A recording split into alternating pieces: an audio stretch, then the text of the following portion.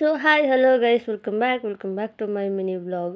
So ಇವತ್ತಿಂಥ vlog ಅಂತಂದರೆ last day of the year 31st December ಇವತ್ತು. ಸೊ 31st ಡಿಸೆಂಬರ್ ಹೇಗಿರುತ್ತೆ ಅಂತ ನೋಡುವ. ಸೊ ನೈಟ್ ಸೆಲೆಬ್ರೇಷನ್ನು, ನನ್ನ ಕಸಿನ್ಸ್ ಎಲ್ಲ ಬರ್ತಾಯಿದ್ದಾರೆ.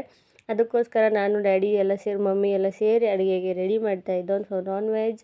ಸೊ ನಮ್ಮ ಮನೆಗೆ ಫಸ್ಟ್ ಗೆಸ್ಟಾಗಿ ಬಂದವರು ನಮ್ಮ ಅಜ್ಜಿ ಬಂದು ಒಂದು ಹಾಫ್ ಆನ್ ಅವರ್ಗೆ ನಮ್ಮ ಚಿಕ್ಕಮ್ಮ ಆ್ಯಂಡ್ ನನ್ನ ಕಸಿನ್ಸ್ ಎಲ್ಲ ಬಂದರು. ಸೊ ಅವ್ರಿಗೆಲ್ಲ ಕರೆಸೋದೇ ನನಗೊಂದು ದೊಡ್ಡ ಟಾಸ್ಕ್. ನಮ್ಮ ದೊಡ್ಡಮ್ಮ ಕಳಿಸಲ್ಲ ಅಂತ ನಾನು ಕಳಿಸು ಅಂತ. ಸೊ ಅವರೆಲ್ಲ ಬಂದಿದ್ದು ತುಂಬಾ ಖುಷಿ ಆಯಿತು.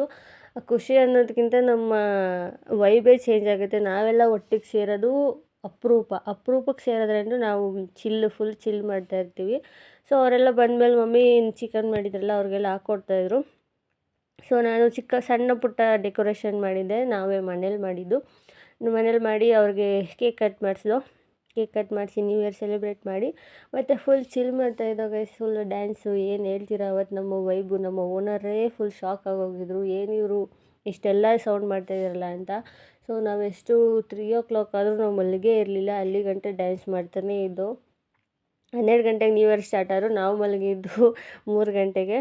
ಸೊ ಅದಾಗಿ ಮತ್ತೆ ಮಲ್ಕೊಂಡು ಬೆಳಗ್ಗೆ ಎದ್ದು ನೋಡಿದ್ರೆ ನಮ್ಮ ಅಮ್ಮನ ಫ್ರೆಂಡ್ಸ್ ಎಲ್ಲ ಬಂದು ಅಣ್ಣಂಗೆ ಮತ್ತು ಚಿಕ್ಕಮ್ಮಗೆ ಕೇಕ್ ಕಟ್ ಮಾಡಿಸಿದ್ರು.